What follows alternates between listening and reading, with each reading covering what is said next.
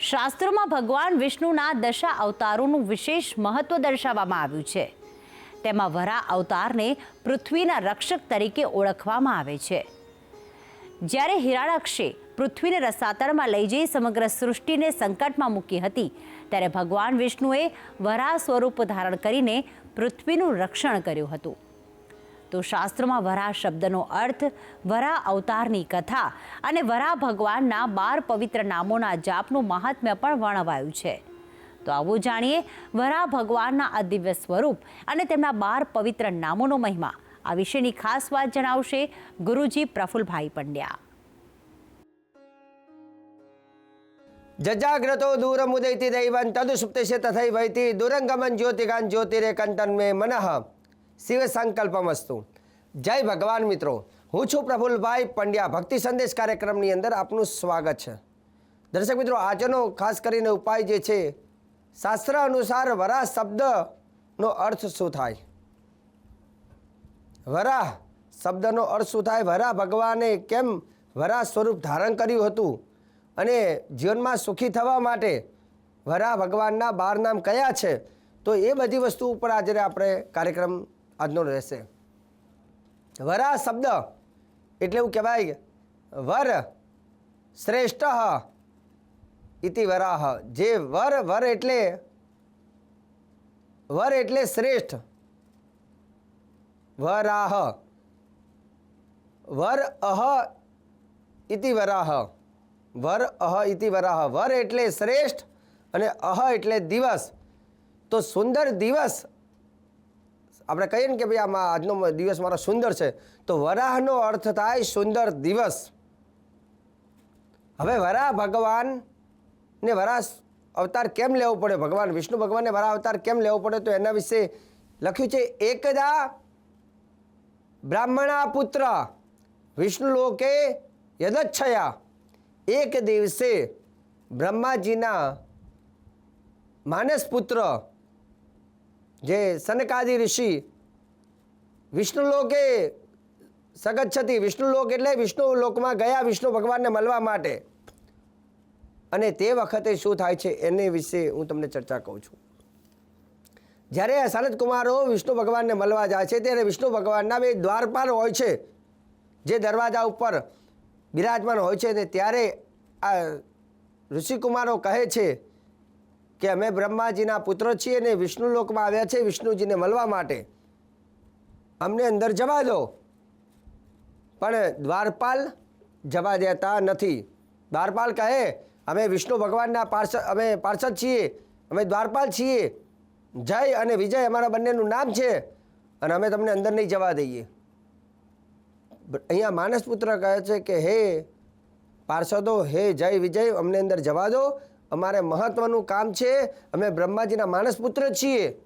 2 જણા વિષ્ણુ ભગવાનને મળવા દેતા નથી અને અપશબ્દ બોલે છે. બ્રાહ્મણ દેવતાને અપશબ્દ બોલવાથી શું થાય?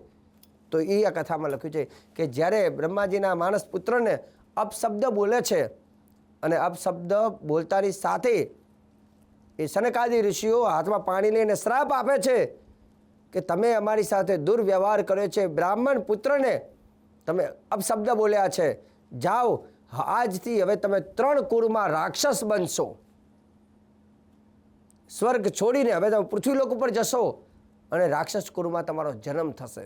બંને ભાઈઓને શ્રાપ આપ્યા છે અને એ બંનેનો જન્મ કયો થયો છે એના વિશે આપણે જાણીએ. ઘણી વખત આપણે રામાયણ જોઈએ, મહાભારત જોઈએ, બધું જોયું, પણ આપણે ખબર જ ના હોય કે આનો પૂર્વજન્મ શું હતો.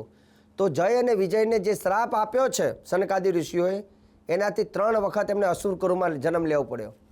પહેલો જન્મમાં શું બન્યા? તો હિરણ્યાક્ષ અને હિરણ્યકશિપુ પહેલો જન્મ. બીજો જન્મ લીધો રાવણ અને કુંભકર્ણ. અને ત્રીજો જન્મ એમનો થયો શિશુપાલ અને દંતવક્ત્ર. આ 3 અવતાર એમને પૃથ્વીલોક ઉપર લેવા પડ્યા. કેમ? એક બ્રાહ્મણનું અપમાન કર્યું એટલે, અપશબ્દ બોલ્યા. એ જિંદગીની અંદર બ્રાહ્મણને ક્યારે અપશબ્દ ન બોલવા, નહીં તો અસુર કુળમાં જન્મ થાય છે. એવું કહેવાય છે કે જ્યારે જય વિજયને શ્રાપ મળ્યો, એટલે જય વિજયે ભગવાનને પ્રાર્થના કરી કે હે ભગવાન, હે પ્રભુ, હે નારાયણ, અમને ભૂલ થઈ છે અમારી, અમે સંત ઋષિકુમારોને અપશબ્દ બોલ્યા છે, મને માફ કરો. ભગવાન કહે છે હું હવે કંઈ નહીં કર્યું, તમે બ્રાહ્મણનું અપમાન કર્યું છે તો એ અપમાન મારું અપમાન સમાન છે. પણ જય વિજયને કહ્યું કે તમને શ્રાપ મળ્યો છે, તમે હવે અસુરકુળમાં જાઓ. પણ હા, હું એટલી વસ્તુ કહીશ કે જ્યારે જ્યારે તમે પૃથ્વી લોકમાં અસુરકુળમાં જન્મ લેવો પડશે ત્યારે હું જ તમને મોક્ષ આપીશ. હું આવીશ પૃથ્વી ઉપર અને તમને મોક્ષ આપવા માટે. એટલે ભગવાને જય વિજયને કહ્યું તમે નીચે જાઓ. એટલે જય વિજય જે પૃથ્વીલોક ઉપર આવ્યા ત્યારે પહેલો અસુરકુળ જે બન્યા એમાં હિરણ્યાક્ષ અને હિરણ્યકશિપુ. હવે હિરણ્યાક્ષનો વધ કરવા માટે ભગવાને વરાહ સ્વરૂપ લીધો, હિરણ્યકશિપુનું વધ કરવા માટે ભગવાને નૃસિંહ સ્વરૂપ લીધું, રાવણ અને કુંભકર્ણનું વધ કરવા માટે ભગવાને રામાવતાર લીધો, અને શિશુપાલ અને દંતવક્ત્રાનું વધ કરવા માટે પણ કૃષ્ણ અવતાર લીધો હતો ભગવાને. તો આ હતા જય વિજયના 3 અવતાર. બીજા નંબરની વસ્તુ, વરાહ સ્વરૂપની વાત કરીએ તો એવું કહેવાય છે કે ભગવાને વરાહ સ્વરૂપ જ્યારે લીધો હતો હિરણ્યાક્ષ નામના રાક્ષસનો વધ કરવા માટે, ત્યારે કેમ? તો એની પાછળ પણ એક કથા છે કે બ્રહ્માજીએ જ્યારે સૃષ્ટિની રચના કરવી ત્યારે એ સૃષ્ટિને હિરણ્યાક્ષ નામનો રાક્ષસ રસાતલમાં રહી જાય છે. અને ત્યારે એવું કહેવાય છે કે ભગવાન નારાયણ એક બ્રહ્માજીની નાસિકામાંથી એક વરાહનું સ્વરૂપ ધારણ કરે છે. ધીરે ધીરે ધીરે થતાં એક મહાકાય સ્વરૂપ ભગવાન ધારણ કરી લે છે અને મોટી ગર્જના કરે છે. હાથની અંદર ચક્ર ધારણ કરી અને મોટી ગર્જના કરે છે. એક હાથની અંદર ચક્ર, બીજા હાથમાં ગદા, અને ભગવાન દેવતાઓ એમની સ્તુતિ કરે છે. અને ત્યાર પછી ભગવાન સમુદ્રની અંદર છલાંગ લગાવે છે. સમુદ્રને એ રીતે સમુદ્રમાં જાય છે જેમ કે સમુદ્રની પેટને એની નાભીને ફાડી નાખ્યો હોય તે વેગથી ભગવાન વરાહ સ્વરૂપમાં એ સમુદ્રમાં જાય છે. અને સમુદ્રમાં જઈ અને રસાતલમાં પૃથ્વી દેવીને જ્યારે ભગવાન જોવે છે ત્યારે પૃથ્વીને પોતાના દાઢ ઉપર એવું કહેવાય છે કે રાખી અને બહાર લાવે છે. ત્યારે હિરણ્યાક્ષ નામનો રાક્ષસ ભગવાન સાથે યુદ્ધ કરે છે અને ભગવાન સાથે જબરજસ્ત પ્રહારથી વેગથી યુદ્ધ કરવાનું ચાલુ થાય છે. અને ભગવાન પણ જેમ એક સિંહ જે વેગથી હાથીને ફાડી અને મારી નાખે છે તે રીતે ભગવાને આ રાક્ષસને અસુરનું સંહાર કર્યું છે, હિરણ્યાક્ષનું. અને સંહાર કરી પૃથ્વીની એવું કહેવાય છે કે બહાર લાવી અને પૃથ્વીને સ્થિર કરે છે. સાથે સાથે એવું કહેવાય છે કે ભગવાનના આ 12 નામ બહુ ચમત્કારી છે. જે વ્યક્તિના જીવનમાં બહુ કષ્ટ આવતા હોય, બહુ વ્યાધિ આવતી હોય, બહુ પીડા રહેતી હોય, શરીરમાં તકલીફ રહેતી હોય, તો તેવા લોકોએ ભગવાનના આ 12 નામ બોલવાથી, વરાહ ભગવાનના 12 નામ બોલવાથી એમની સમસ્ત તકલીફોમાંથી મુક્તિ મળે છે. તો ભગવાનના 12 નામ વરાહ સ્વરૂપના કયા છે? તો એ પણ શાસ્ત્રમાં એનો ઉલ્લેખ કરવામાં આવ્યો છે. વરાહ ભગવાનના 12 નામ જે દેવતાઓએ એમની સ્તુતિ કરી છે, દેવતાઓ એમની પ્રાર્થના કરી છે, તે 12 નામના પ્રથમ નામ છે ઓમ યજ્ઞેશાય નમઃ. તમે પણ તમારા જીવનની અંદર જીવનમાં સુખી થવા માગતા હોય અને ભગવાન પણ તમારું રક્ષણ કરે, ભગવાન તમારું કલ્યાણ કરે, તો આ 12 નામ પણ ભગવાનની સામે બોલવાથી વરાહ ભગવાન સ્વયં રક્ષા કરે છે. 12 નામમાં પહેલું નામ છે ઓમ યજ્ઞેશાય નમઃ. બીજું નામ છે ઓમ આધારાય નમઃ, આધારાય નમઃ. ત્રીજું નામ છે ઓમ વરાહાય નમઃ.